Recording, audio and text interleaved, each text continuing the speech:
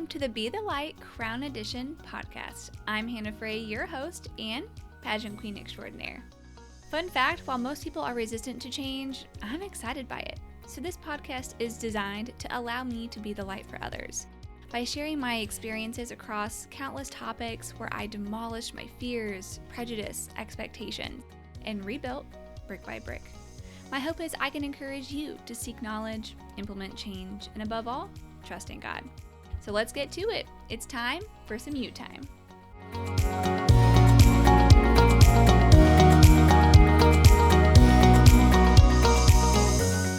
Hello everyone, and welcome back to Be the Light Crown Edition podcast. Today we're going to be talking about something very timely with spring being in the air. It's borderline summer here in Mississippi, but for my northern followers or my Midwesterner followers, heading into spring, and that is spring cleaning. And I am such a fan of the spring cleaning and the fall cleaning for what it's worth.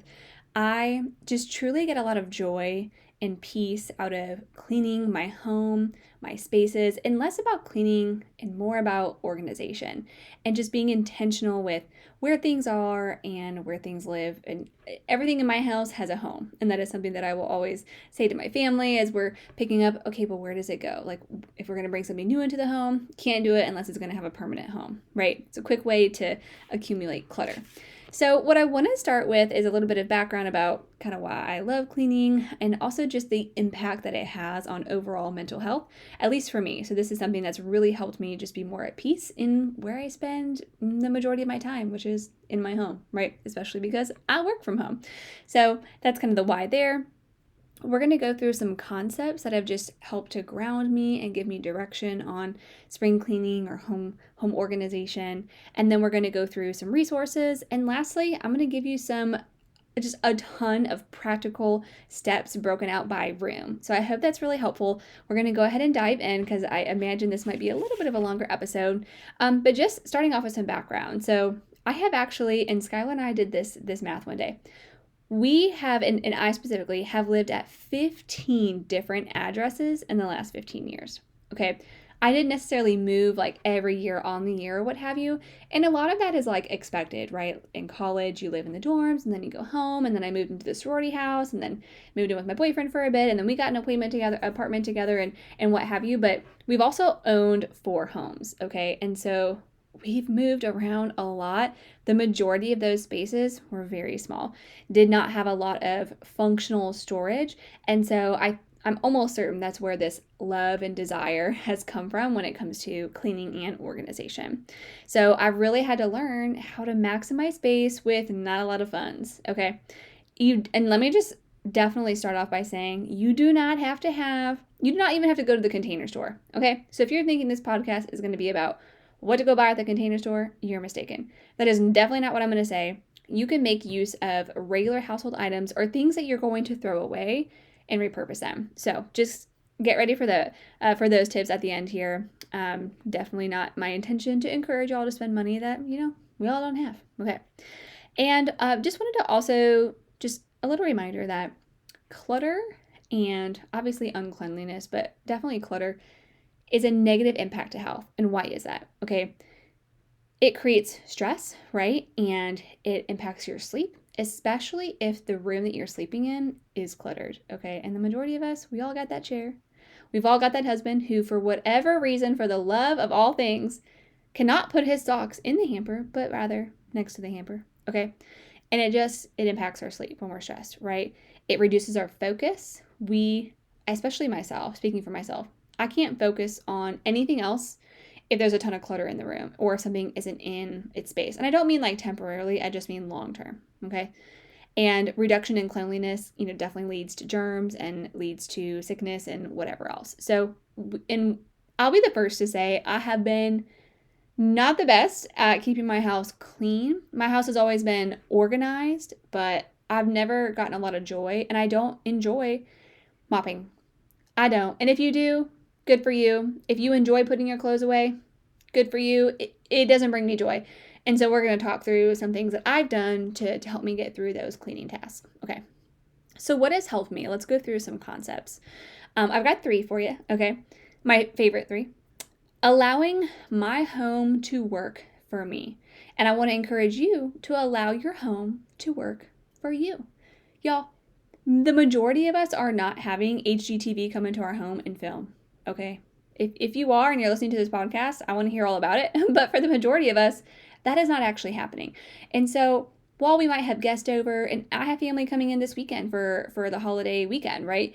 And am I going to intentionally clean and maybe pick things up a little bit more? Yes. However, we don't have to have our home show ready at the drop of a dime, okay? Someone is not going to knock on our door unannounced and want to look inside every crook and cranny. You also don't have to use things in the way that they're intended to be used. I'll give you a great example.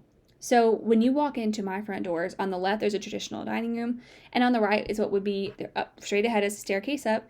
On the right is what would be the traditional sitting room or office. It is not a sitting room and it is not an office. It is the kids' playroom. We really needed a main level playroom so that we could be doing the things that we're doing and the kids could be playing and like it's safe, right? I didn't want their rooms to be their sole playroom. And that room does get messier than the rest, and it is like kind of open concept, so we do see that a lot. But y'all, it's what works for us. And I have never regretted it. We also have a coat closet that we don't really use for just a coat closet. It's actually our shoe closet and our sock closet. So just let go of this preconceived notion that whatever something is labeled has to be used for that purpose, because it's just simply not true. Okay. Continual decluttering. So what I mean by this is it's actually costing you money if something is taking up space. So I am definitely known for holding on to dresses or jackets or shoes because, well, I paid a lot of money for them, or even worse, well, I got them for such a great deal, I might as well just hold on to them. But if they aren't being worn and they are taking up space, then they are costing us money. And so I just want you to think through that and allow that to motivate you to, get rid of some stuff that you don't need. Sell it, give it to someone in need, whatever it is that you want to do. Okay. And the last thing is I have found a lot of success in documenting what I need to do and attacking it in a gradual way versus mass cleaning. So this is something up until even this year, I struggled with this, right? I had this idea that I've got to clean every room, or if I'm going to clean the floors, I got to clean all the floors in my whole house or all the windows in my whole house.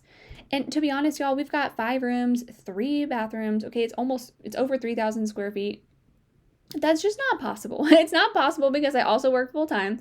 My kids are home at the end of the day. We're all tired and we all deserve rest, and it's just not reasonable. So just keep in mind that you have permission to do things in a gradual way so that you've got those little bits of success that can carry you forward. Okay, so I'm going to give you some quick resources that have helped me, and then we'll go into some of the room-specific tips that I have for you, which I'm really excited about those. Okay, so first is an actual cleaning schedule. Y'all, I don't see things that need to be cleaned. If I could live in my house for a year straight, and if the floors were like a darker color, which mine are, I will never think twice about, I need to sweep this floor. I just won't. But I will always think about, pick up the toys off the floor. But I'll never think I really need to sweep the floor. Okay, it just doesn't come naturally to me. So I really needed a cleaning schedule that had a gradual approach. And I will tell you that I found this, there's a lot of social media accounts that'll do this for you. I personally bought the Clean Mama's Guide to a Peaceful Home, and I will link it here in the notes for you if that is of interest to you. It has daily, weekly, monthly, and then additionally seasonal cleaning tips. So I love that so much because it's very doable, okay? Do I do it every single day? No, but I come really close. And it really is that sense of satisfaction. Another tip for you is I actually write what those tips are on our family calendar. And so everything's kind of like in a centralized place, all right? The next thing is a lot of these tips and a lot of what I'm going to share with you actually come from a single person who I adore, and I will also link her information here. But Naptime Kitchen, okay, she's on Instagram. You can follow Kate, and she has this program called the Home Reset. So that is her coined term, and it was a game changer for me. I have done it twice now. It's every 6 months. And it's a podcast approach. So I think there's 14 episodes, and it's each room. And it really helps you to think through, okay, what exactly do I need to organize? How do I need to do it? What are some tips for that? It's not so much focused on cleaning. It's definitely more about home organization. And she is the one that has the concept of like letting your home work for you, which I have really taken to heart. So big fan of yours, Kate. Recommend your stuff to everyone, including everyone at my company. I did this very similar presentation for work. So hopefully she gets to hear this shout out because just love the account.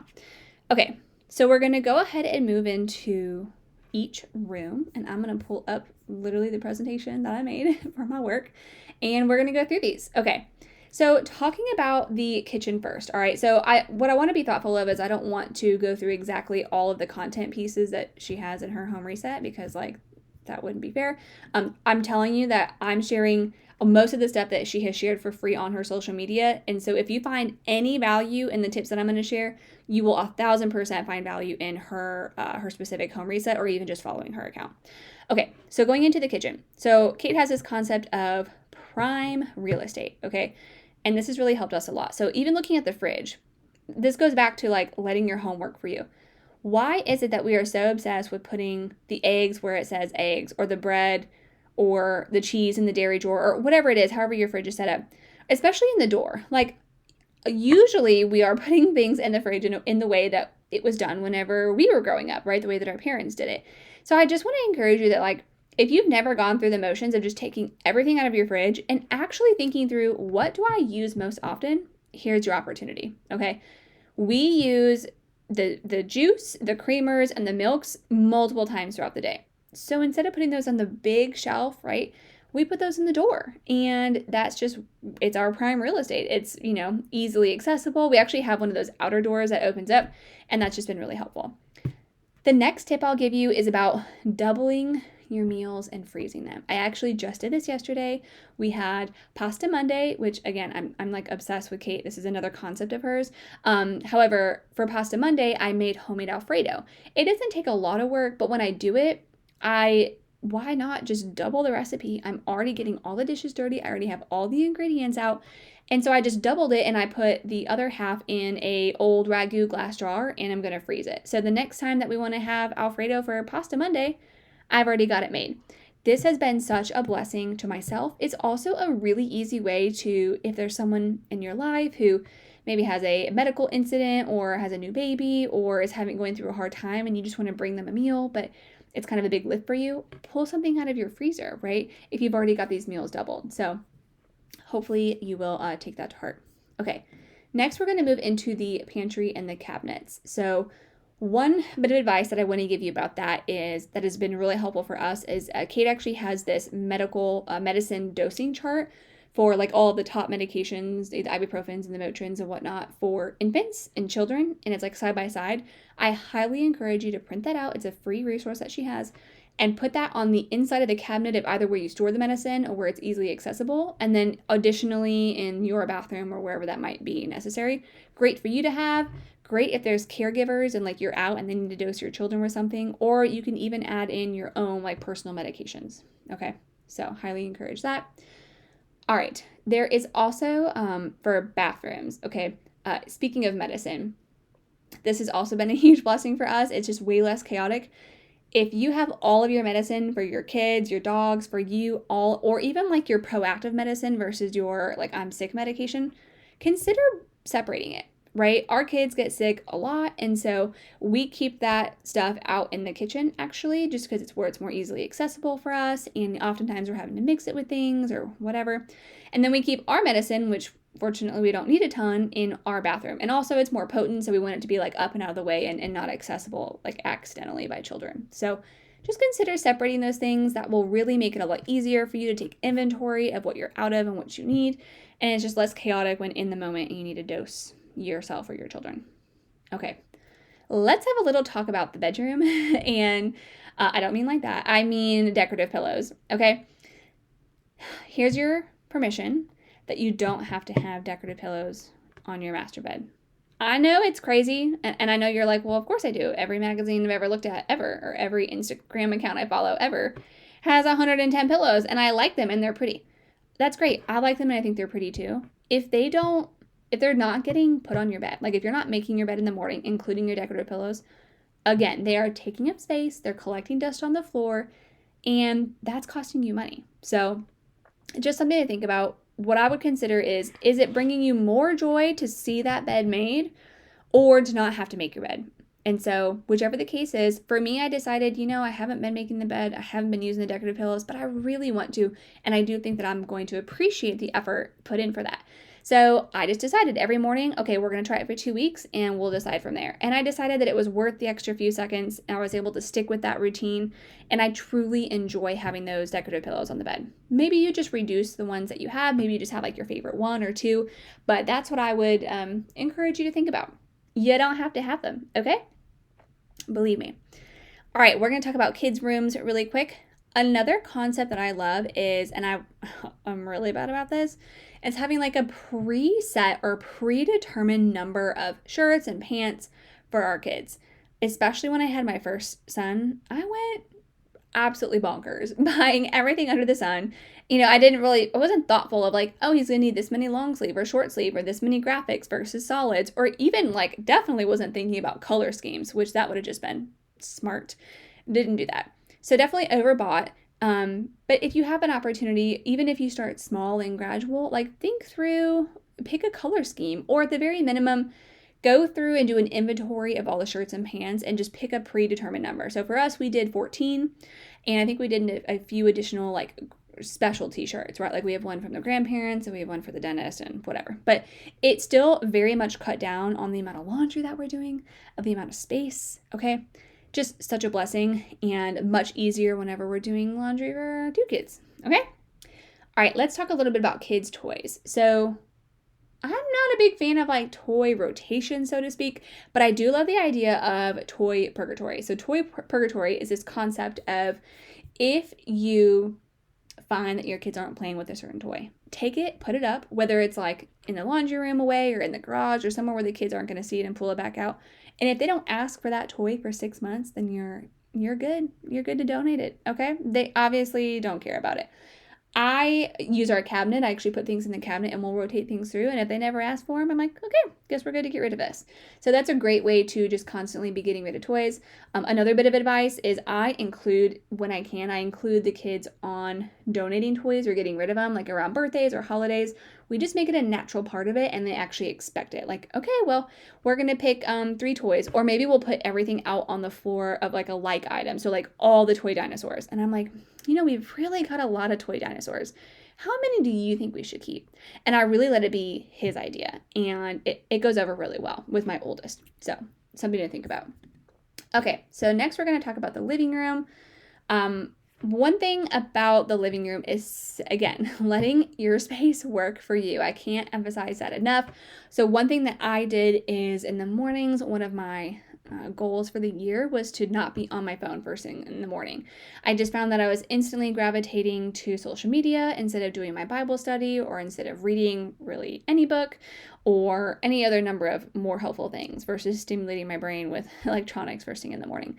So I created, I have a little chair, rearranged our furniture. I have a little chair with a little side table and all of my books stacked up.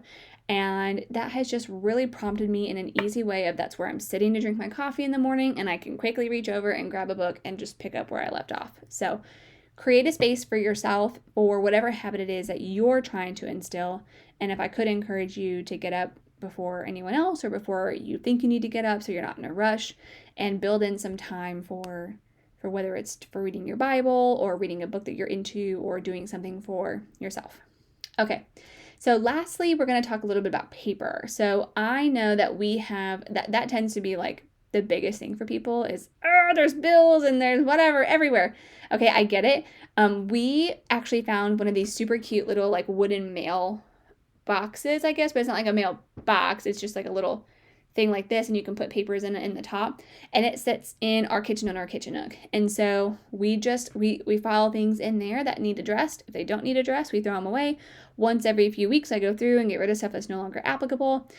We also, for like kids' important paperwork or especially their artwork, we have a separate expando file for both of them. And so the stuff that gets laminated, by the way, like 100%, that's the stuff that you keep, or anything that is really attached to or like really cute around holiday times, that's the kind of stuff that you want to like keep in the expando folder. So one thing that we do is we offer our kids, if they come home with like 20 papers, right, and they're all so special. Yes, I know. However, pick your favorite 3 and then we'll put those like on the fridge or whatever. And it just helps to, just helps to cut down on the amount of clutter, right? Okay. So I know that was pretty quick, and I have so many more tips and tricks that I will share over the coming weeks as we've talked about spring cleaning and decluttering. But I did want to go ahead and quickly move into like finding the light and being the light for those segments for today. So for finding the light, okay, I want you to pick your top 3 problem areas. I want you to just have a moment of peace and kind of walk through your house and really just listen to like what you're internalizing. Like, I'll give you an example. When I walk into my dining room, I instantly just kind of roll my eyes because the table is always dirty. The rug is always filthy. It's where my dogs tend to have accidents, okay? And so that is a problem area for us. So just go ahead and list out those top 3. And then over the weekend or when you have free time, or I love the 20-minute timer trick. So if you're like, it's too much, set a timer for 20 minutes and take that time to declutter just one of those areas, okay? The trick here is to declutter and then clean it. So definitely focus on like decluttering first. Something that could be helpful is grabbing an empty basket. So, and just putting everything in that room that doesn't belong in one basket and then taking it out of the room. So that's a great way if you're really struggling with a lot of clutter. Okay. And then lastly, make a wish list for items that you want that will help you with organization. So whether it's like, it's kind of a lot right now, but I would love to have like a hanging mail organizer, or I would love to have like a cutesy little plastic like egg container, which, okay, by the way, another pro tip, Aldi always has this kind of stuff and it's so affordable. The majority of like the cute little baskets in my pantry or like the little vegetable organizers and egg organizers in my fridge are from Aldi. Okay, and actually I literally just saw this week, which I'm not sure when this podcast will come out, they had some more like organization spring cleaning stuff. So highly recommend checking out Aldi if you have it near you. Okay, lastly, be the light. So create your year-long cleaning schedule. All right, so I don't mean like every single day. I'm just saying think through what are the seasonal, start with the seasonal. What are the seasonal things that I always have to clean, right? Don't forget about the big stuff like filters that always need to be done, or like flushing your hot water heater. Okay, I mean everything, cleaning out the gutters, all the fun stuff that we just tend to like not do or forget about, and just write out like what quarter I do some of those things quarterly, or even just spring and fall. When do you want to do those? Then you've got your standard daily, weekly, and monthly task, but that way it's just not so overwhelming that, okay, spring hits and we've got like 20 things on our list. Okay, so that's what I would do there. One tip for us is we do all of our filters at the same time. So I make a list of all the filters. So we do our filter in the fridge, we do our filter for under the sink water, we do our filter for the bath water, we do our HVAC filter. So we do like all the things at once. The next thing I'm going to say is pair your unliked task with a reward or with likable tasks. Okay, this is one of the favorite things I learned from the Clean Mama book. So really changed my life. I'm not going to lie. So one thing that we struggle with in our home is dishes. Okay. And because they're just freaking constant, like we just always have dishes. Our kids go through 100 cups a day. I'm sure y'all feel me. And so what I was finding was that if the dishes weren't done like in the morning, or like the dishwasher was full and not unloaded, or if the sink was full in the morning, it just piled on throughout the day. I'm working all day, like I don't have a ton of time to be doing the dishes. So that's just kind of how it was working out. And so I realized I was able to understand like, okay, if the sink is not clear, or if the clean dishes aren't unloaded first thing in the morning, the whole day's trash. We should just throw it out the window. Just start over again tomorrow. And so I was like, well, I just really don't want to wake up and first thing do chores. Like that sounds miserable. So I paired it with a task that I really enjoy. And so what I started doing is I first go and I get the coffee pot going. Okay. And it's kind of like a race now. So as soon as the coffee's done brewing and like I'm ready to make my latte, generally I'm about done with the dishes, right? As long as there's not too much. So it's been kind of fun, and it just really makes that task way less unenjoyable because it's a reward of like drinking my coffee, right? So hopefully that's helpful for you. And then lastly, how can you share your gifts with others, right? Is there something that you can do to help organize someone's home if they're really struggling, or if you have a great system for like kids' clothing rotation or storage, how can you share that gift with others and just encourage others in their spring cleaning or home organization journey? So I hope that was helpful. I love this topic. It's one of my favorites. We're going to go ahead and close in prayer, and then we'll move on to the next episode.